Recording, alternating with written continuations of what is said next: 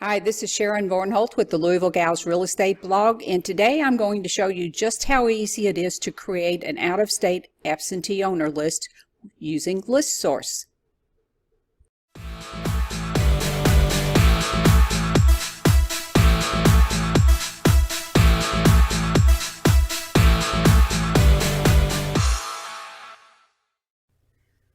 Okay, this is Sharon Vornholt, and today we're going to talk about building an absentee owner list with Listource. Now, I want to just point one thing out. If you go over here to Investor Foreclosure and Foreclosure Services, you can build an absentee owner list right from here. However, you cannot get a fraction of the fields that you can get by creating your own list. So that's what you want to do. You want to create your own. So the first thing you do is go into Listource and get a free account, and then just pull that up, and you're going to click on the Create Your Own List tab. I'm going to pull this over just a little bit here. You will notice that there are tabs up here at the top, and then down here it will keep your counts of what you're choosing. And you're going to want to watch this box up here, because if you end up with thousands of names, something is most likely wrong. Now, here's the way I do it. Since I only work in 2 counties, I do it by county. You can run individual lists for each county, or you can do a combination. Since I only do 2, like I said, I just put mine together. But if you do a lot of counties, you may want to create separate lists so that they're easier to scrub or clean up when you need to take off names that you don't want anymore. So right here I'm going to choose Kentucky. It's going to take me down to my counties. Now I'm going to choose the 2 counties that I work in, which are Jefferson. So we just click the Add button. And then we go over here to my second county, and I'm going to click Add to that. So I have chosen, you could look in here, you could look up houses on a street name if you were going to market to a particular street name, whatever. So you could just, choose to do it any way you want it, but this is the way I do it, and this is the way I think is easy. I think that it's an easy way to do it. Now, the next thing we're going to want to do is go over here to the Mortgage tab, and we just want to be sure that all mortgages are checked. That's what we want, is all mortgages. And look up here at the count. Now we've got 274,000 names in this record so far. Now we're going to start to narrow it down. So the Property tab, there are really 3 things we're going to do in the Property tab. The first thing we're going to do is the equity percentage, and this is the great big important thing.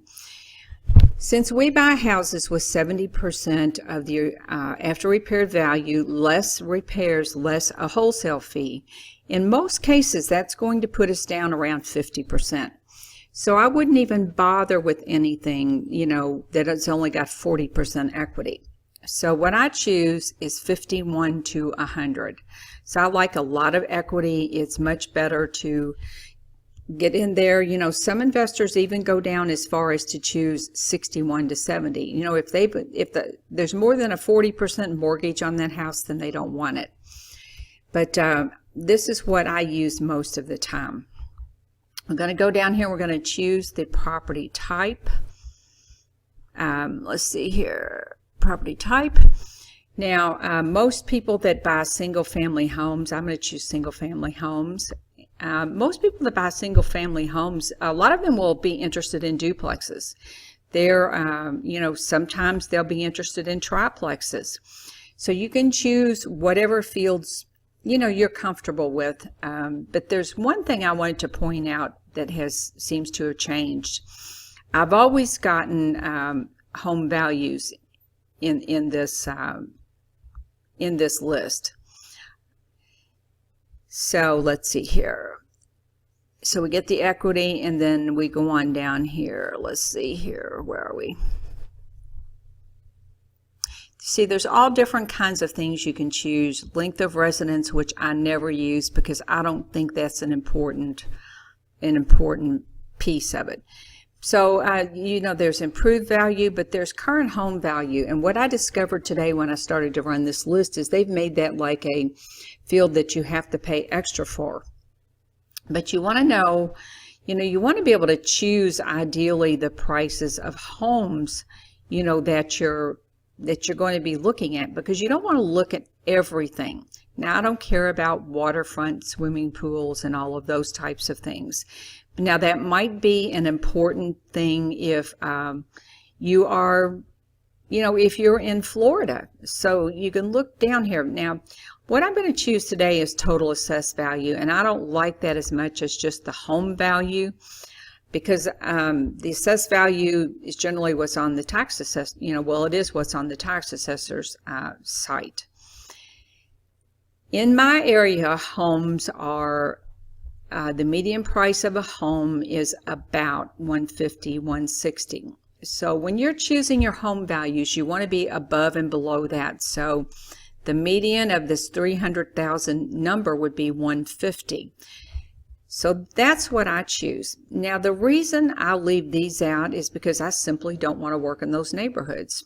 If you've got somebody that specializes in low-end properties, won't call them war zones, but some of your tougher areas, then I would say to run that as a separate list, and so that it's easier to work with, because you're going to need to pull out different neighborhoods and different streets from that list. Now, you're not going to be paying for lists, you're going to be paying for names, so it doesn't really matter how many lists you create. Now, look up here, we're down to 34,290 houses, which is still a gigantic amount of houses. So we're going to go over here to demographics. We want this to apply, like mortgage information, all this stuff to apply to all the adults in the household, so we'll leave that alone. We're not getting a foreclosure list, so we don't need that. Now here, options is where it's going to really settle down. And you'll see right here, absentee owned. So that comes up to 6,255 names, which is still a lot of names. I'm going to choose out-of-state owners, which puts me down to 635. Curious thing about this, if I run this list 5 times in a row, it'll be slightly different numbers every time. And I'm going to look at the price here, and we're going to see what it says. Now, mind you, when you click on purchase list, you don't actually have to purchase it. It's going to tell you how much it is. So let's take a look here. $50.80 for this list of 600 and whatever names that was. But I want to go back here and show you something. Let's see if I can just back up here without totally messing this up. Let me go back to, okay, let's go back here to property again. And let's put in current home value. Now this is the one I used to choose until I ran the list this time, and it changed the numbers dramatically on the cost. So let's just add this in and see what it does to, if we choose that as the actual home value. Let's go over here and get purchase list again.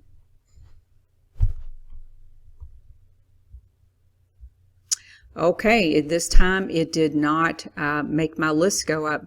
One time, the last time when I was playing around with this, it made the price of my list go up to about $400.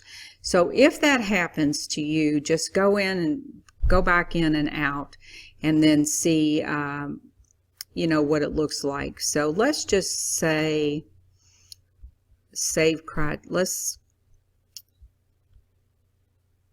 Let's make sure that doesn't change. Let's go click to continue to checkout. Make sure that price is still the same, and it is. So that's how you create a list. Absentee owners, and we'll go back through here. Like I said, I've had this for a long time, this account. So my price is 8 cents a lead. And that's pretty cheap. I think you'll agree for something under 700 names. So if you have any questions, just hit me up on the blog. And this is Sharon Vornholt. And if you'd also like to suggest other topics, be sure and do that. I'm open for suggestions. See you next time.